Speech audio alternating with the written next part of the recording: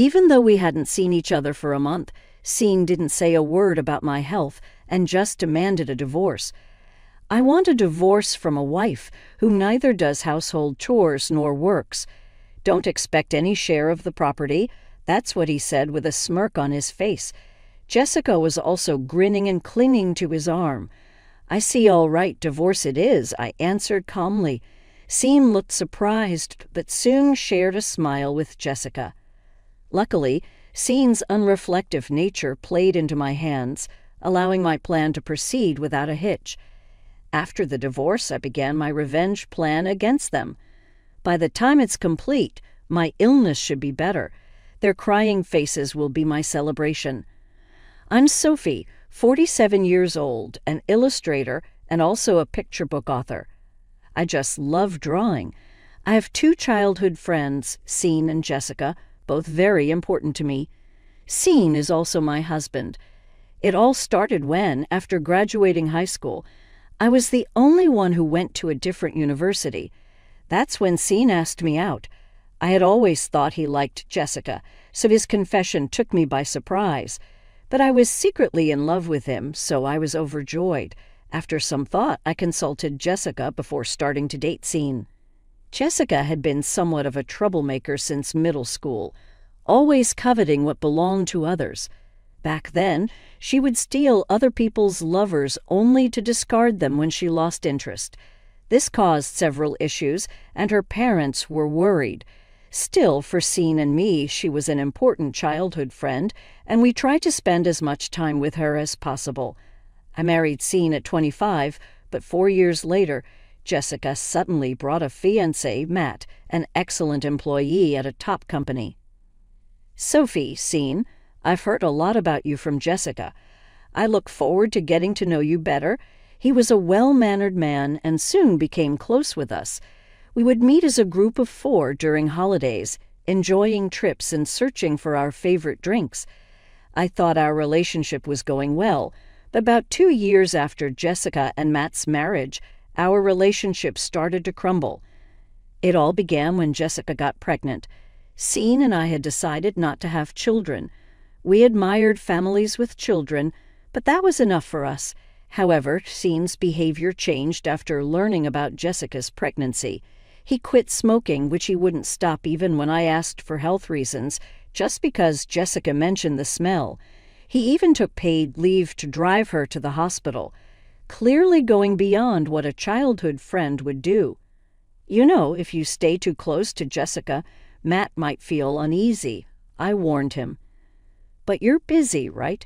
It's terrible how indifferent you are, even when a pregnant childhood friend needs help, he retorted. I'm trying to help out, so I do the shopping, and when necessary, I run errands here and there. I think accompanying Jessica to the gynecologist is going a bit too far, though, I said to Scene, who frowned in response. Then he stared at me intently and answered with anger, Jessica wants me to do this. She says she's scared of the checkups. I can't let her go alone when she's feeling like that.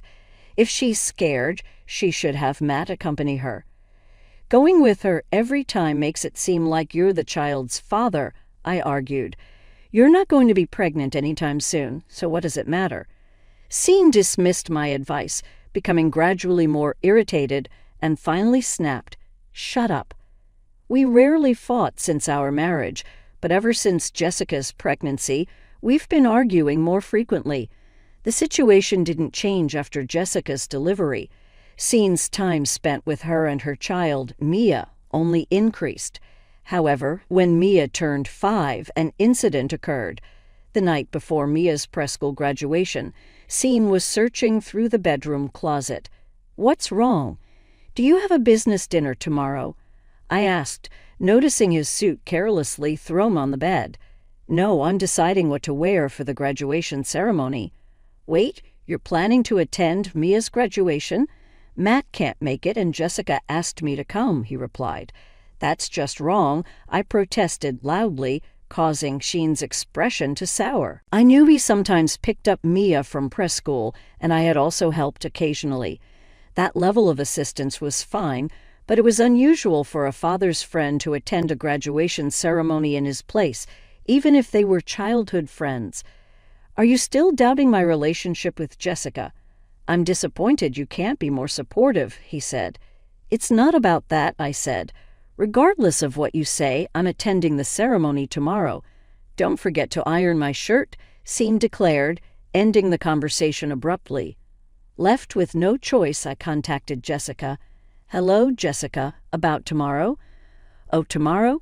Yeah, I'm borrowing Scene. Thanks, but won't Matt mind? What are you talking about, Sophie? I haven't even told Matt about the graduation. I'll tell him after it's over. I was astonished.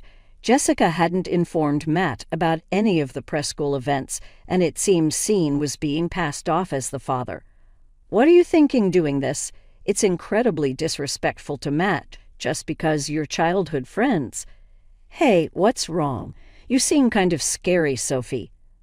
Well then, I'm counting on you for tomorrow, Jessica. Jessica cut off my words by hanging up the phone. I was trembling with anger towards her. But in the end, I ironed Scene's shirt, prepared his tie, and properly saw him off the next morning to Mia's graduation ceremony. After this incident, Jessica and Scene began going out together more often. What used to be once a month became once a week, and before I knew it, it turned into every 2 days. Matt seemed to have noticed something. One day when Scene and Jessica were out, he visited my house. I'm sorry for coming by so late at night. There's something that's been bothering me. Is it about those two? Yes, take a look at this. Matt showed me the GPS records he apparently installed in Jessica's car. The records showed they visited a lodging facility about 3 times a week. The dates were all days when Scene went out with her. The meaning was clear just by looking at Matt's face. What do you want to do, Matt? I asked. I want to take revenge on them. I feel the same. I can't forgive them for betraying us after all this time together. We secretly began to plan our revenge against the two of them. First, I focused on increasing my income. I had reduced my work to focus on household chores after getting married, so my income had decreased significantly. Matt adjusted to work from home, and when Jessica and Scene were out, he brought Mia to my house, and we both took care of her.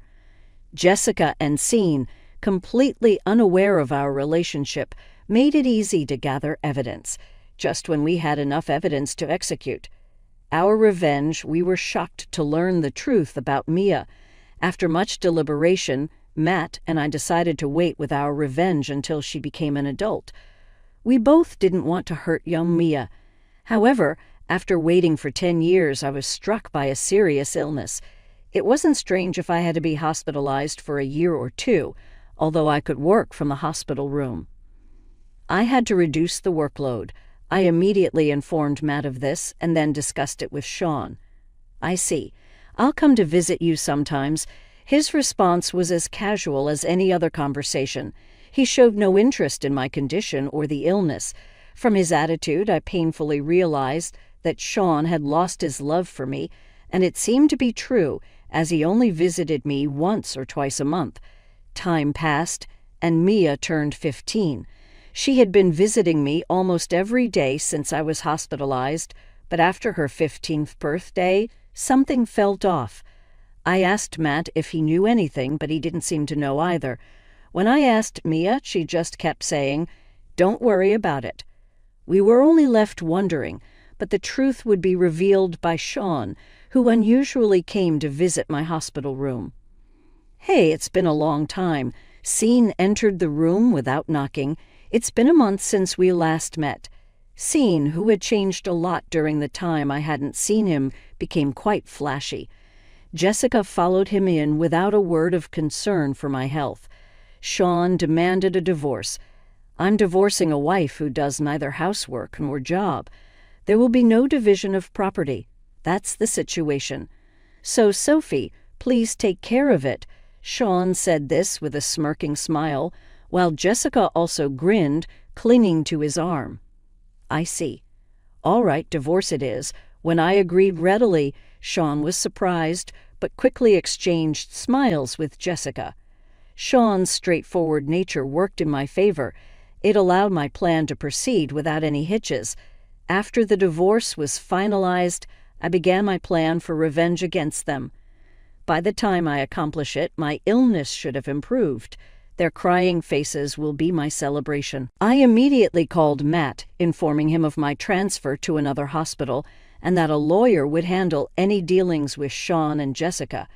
Following this, Matt moved close to my new hospital, bringing Mia with him, and Mia started visiting me often. Although Maya still looked sad, she came to see me every day, which really made me happy. Then I instructed Jan to dispose of my belongings left in the house. I had already brought all my necessary personal items to the hospital room, and I didn't want anything touched by those two in my new life. After settling into my new hospital and Matt's move, I received a call from Sean. It was during the few minutes I was away from my room, but there were already 30 missed calls on my smartphone. A bit annoyed, I picked up the phone when it rang again. "Yes, what is it?" "Finally, you answered. Hey, what the heck is going on?" I could hear a real estate agent sounding lost in the background of the agitated Sean, and Jessica was yelling loudly, which made my mood sink. "What do you mean?" "What's going on?" "The house." "Why are we being kicked out?" Sean raised his voice, clearly not considering any fault on their part. I answered calmly, "Of course. After all, that was the room I rented." Sean seemed to have forgotten the room we lived in was rented by me for work. When I started running independently at that time, I couldn't afford a separate workspace, so I rented a room that served as both a home and a workplace. Sean, whose income was insufficient for living alone, ended up living in my work/home space. However, Sean never paid the rent or utility bills for that room. Although he gave me living expenses monthly, it was never enough to maintain the room. It's unfortunate for them, but the room is already canceled. The hospital I transferred to was quite far from the house. That's why, after being told about the divorce, I went ahead with the cancellation process. I didn't contact Sean because the real estate agent, who understood the situation, promised to do it for me. It seems Matt and Mia suddenly disappeared too, and their house might have been sold. What are we supposed to do? Where to live now? Well, maybe you should just stay in a business hotel for now. As I started working with my smartphone on speaker mode, Scene, clearly irritated, said, "Don't be ridiculous. Pay me $2,000 a month as an apology for selling the house." I was dumbfounded by my husband's nonsensical demand and remained silent, to which he raised his voice. "Hey, don't just stay quiet."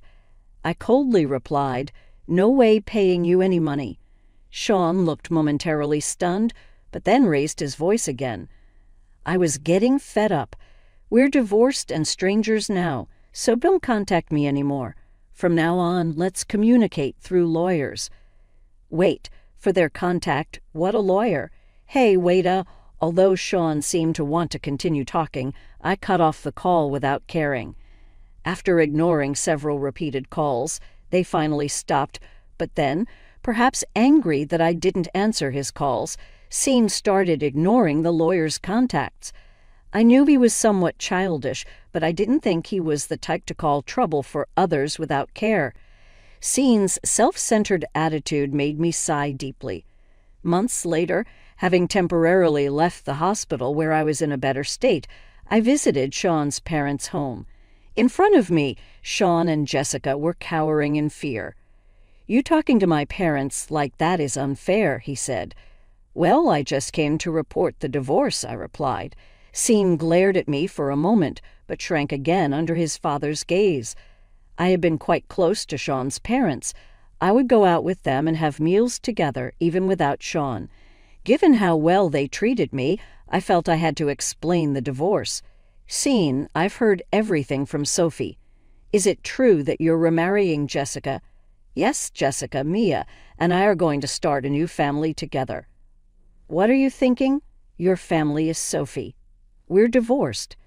"She's not my family anymore." His father frowned at those words. Scene shook his head as if there was nothing he could do, and then handed me some documents. They were bills from a nearby luxury hotel. "What's this?" "It's the bill for the hotel where we stayed." Scene pointed at the documents on the table as if it was obvious, but the next moment he fell to the ground with a loud slap. His mother stood there panting, hands still raised. "What are you doing? I didn't raise you to be like this." Scene furrowed his brow. It seemed the words from his mother were completely unexpected. Jessica, next to him, had a similar expression on her face. "Why are you so upset?" "Scene's family is just going through some changes. Plus, you're getting a grandchild related by blood. Aren't you happy about that?" "Related by blood? You can't be serious." My mother-in-law stared at Jessica in disbelief, then glanced at me. She and my father-in-law knew I didn't want children, yet they had always loved me as if I were their own daughter. Jessica, too, was dear to them, being my son's childhood friend. I remember her often expressing frustration about being treated differently from me as a daughter-in-law, but there was no doubt they cherished her. I knew my mother-in-law wouldn't be pleased with this situation. Jessica must understand that as well. "You've always loved Mia. Now she's going to be your granddaughter. You're happy about that, right? She's the child of a girl I've known since she was little. Of course, she's dear to me, but, and it's Scene's child as well." Jessica showed no signs of remorse. In fact, she seemed genuinely puzzled by her lack of understanding, which sent chills down my spine. Then someone who had been silent spoke up. "Stop it. It's disgusting." Mia, who had been fiddling with her smartphone in the corner, spoke without looking up. The room fell silent. "My father is only Dad. Whether or not we're related by blood doesn't matter. But Sean attended all the events for you." "I know all about that from Dad finding out after the events or being kept in the dark about them entirely. But Dad always said I was his daughter. That's why I'm his daughter, not yours," Maya said coldly to Jessica, then sat next to me, seemingly on the verge of tears. "I was worried you'd hate me when you found out, but Dad assured me you wouldn't. That's why I came here," Maya said, relieved, hugging me dearly. "The child born from Sean and Jessica's affair is a fact, but she's the girl I've cared for 15 years. It's impossible not to feel affection." By the way, I turned to Jessica. "Didn't you find it odd that I wasn't surprised to learn Mia is Scene's daughter?" As Jessica gasped in surprise, another person entered the room. "I've known all along for the past 10 years. Matt's sudden appearance clearly unsettled Jessica. She had been seeking a divorce from him recently, citing irreconcilable differences. "I was truly shocked when you proposed divorce. Let me remind you, we're still not divorced. You haven't filed for it. Have you noticed?" Jessica had assumed Matt would handle all the divorce procedures. It's appalling how she leaves everything to others. So Jessica is still my wife, and of course Mia is still my daughter. After the divorce, she won't be my wife anymore, obviously. "Mia will always be my daughter," Jessica said, turning towards Mia. Mia frowned and, gripping my hand tightly, said, "I don't want to be her daughter anymore."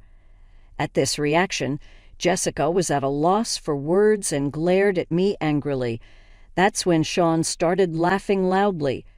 "I see, so you two are like that. But even so, you can't live on Matt's income alone. Don't misunderstand, and Matt's income is twice what Jessica thinks it is," I said. "No way, you're joking. Plus, with your illness, it's impossible for you to work alone. It'll just be a miserable end." At Sean's big misunderstanding, I couldn't help but laugh. My sudden laughter made Sean's veins bulge in anger. "Oh, you didn't know about my income." I said, It's probably not much anyway." "Oh, really? I make $900,000 a year." Sean's eyes widened, and he stood there with his mouth open in shock. Jessica was also motionless next to him. "In fact, over the last 10 years, I have gained fame as a children's book author. I have published essays, been interviewed, and soon one of my works is going to be made into a movie. My income had skyrocketed." "That's a lie. It's not. Look here." I showed Jessica the screen of my smartphone displaying my bank account's deposit records. Seeing the large monthly deposits, Jessica was speechless. "Hey, Sophie, let's try again." "What?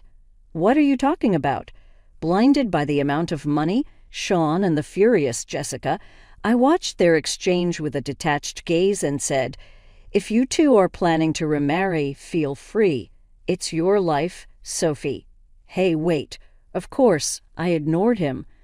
I held Mia's hand, greeted my in-laws, and left their house. Later, I heard that Sean, who had been working at my father-in-law's company, was often going out under the guise of business and ultimately got fired. He tried to contact me several times, but since I always reported it to my father-in-law, eventually he stopped trying to reach out. Jessica got divorced and lost custody. It seems she lost interest in Sean, who could no longer afford luxuries, and she stopped chasing him. Disowned by her family, I heard she lives alone in an old flat. Having never worked after marriage and with a personality of pushing responsibilities onto others, she couldn't find a full-time job. Still, to earn a living, she seems to be getting by on multiple part-time jobs. Since entering high school, Mia has been diligently studying every day with the hope of attending a prestigious university abroad in the future. With her serious personality, she has told me that her dream is to eventually translate my picture books and spread them around the world. As for myself, the picture books I've drawn are being turned into an anime, and I'm currently receiving proposals for merchandise. My health is improving steadily, although I'm still hospitalized. My doctor has mentioned that I might be able to be discharged next year. Hoping for our happy days and future, I continue to write stories today.